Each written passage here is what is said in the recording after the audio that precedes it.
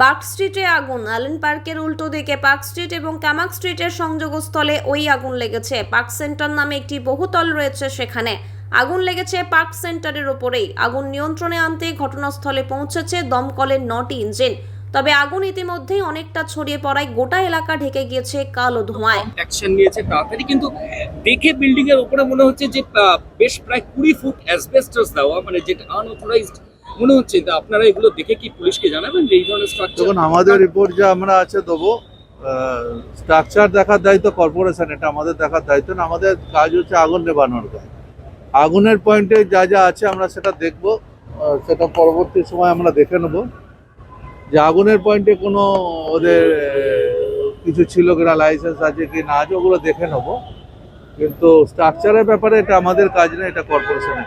Last question, এই park street এখানেই Stephen কোর্টের মতো আগুন 2010 সালে হয়েছে, 43 জন মারা গেছে। এরপরেও আজকে একই রকমের পরিস্থিতি, সেই বহুতল, সেই ধোঁয়া। যদিও পুলিশ দমকল সবাইকে ইভ্যাকুয়েট করেছে। তো এই নিয়ে ফায়ার ব্রিগেড আপনারা কি ভাবছেন? এই পার্ক স্ট্রিট শেক্সপিয়ার সরণি, এখানে তো একের পর এক ঘটনা ঘটছে। শুধু পার্ক স্ট্রিট বলে না, সারা বাংলা নিয়ে কালকে আমাদের একটা মিটিং ছিল। আমি ছিলাম, আমাদের এসিএস ছিল, ডিজি ছিল, সমস্ত ডিওফোদের আমরা বিশেষ করে সাউথ বেঙ্গলের সবাইকে ডেকেছিলাম। আমরা যেটা কালকে যেটা মিটিংয়ে করে সবাইকেই সেটা বলেছি যে ভালো করে সবাইকে দেখতে। আমাদের লোকেরা খুবই কাজ করে, তার মধ্যেও কিছু কিছু মানুষ আছে তারা ভুল করে। সব মানুষের কথা বলবো না, কিছু মানুষের এটা থাকে। এই আগুনের পরিস্থিতিটা যদি একটু বলেন, এই মুহূর্তে আপনার কাছে কি রিপোর্ট আছে? আমার কাছে যা রিপোর্ট ছিল, আগুনটা হয়েছে, আমরা সঙ্গে সঙ্গে অ্যাকশন নিয়েছি। সকালবেলা প্রথমেই যখন খবর কন্ট্রোল থেকে আমি পাই, সঙ্গে সঙ্গে আমি ডিজি থেকে শুরু করে সবাইকেই, ডাইরেক্টর সবাইকেই বলেছি, এবং ডাইরেক্টরকে পাঠিয়েছি এখানে। আমরা খুব গুরুত্ব দিয়ে দেখছি ব্যাপারটাকে, এবং এটা যাতে আগুনটা, প্রথম কাজ হচ্ছে আমাদের আগুন নেভানো, তারপরে পরবর্তী সময় অন্য ব্যাপার। ভেতরে কেউ আটকে নেই, এটা নিশ্চিত করে গেছে। সেটা এখনো পর্যন্ত যা খবর পেয়েছি, কোনো আগুনের উৎস দমকল খুঁজে পেয়েছে? এখনো উৎস পাওয়া যায় না। এইভাবে এনকোয়ারি ফরেন্সিকের না হওয়া পর্যন্ত এটা পাওয়া যায়। অনেক ধন্যবাদ। Fire brigade has done an excellent job, এবং সেই জন্য কিন্তু এখনো পর্যন্ত ভেতরে কেউ আটকে নেই। Nobody has been trapped inside, কারোর সেরকম কোনো মেজর ইনজুরি হয়নি।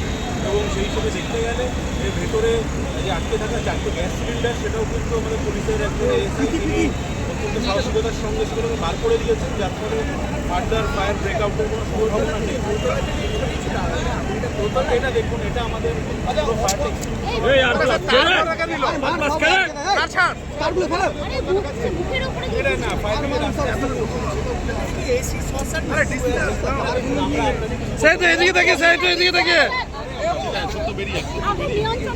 আগুন এখন মোটামুটি নিয়ন্ত্রণে আছে, আপনারা দেখতে পাচ্ছেন।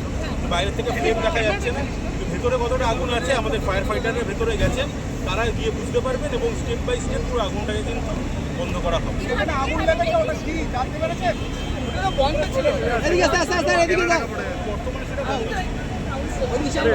ক্যামেরা তো ঢুকিয়ে দিচ্ছি সমুদ্রের ভেতরে, দুদিকে যে চাপ রাখছি, ক্যামেরাটা এরকম আগুন লাগা আন্দাজে বলতে পারিনি।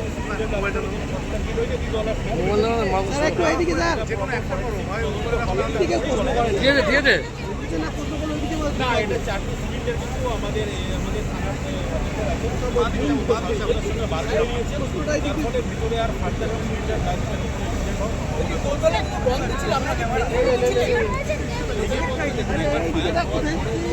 জায়গাটা সেটা ফায়ার ব্রিগেড যেভাবে করে সেটা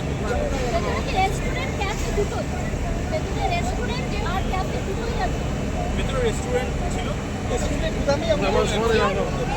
না, এই মুহূর্তে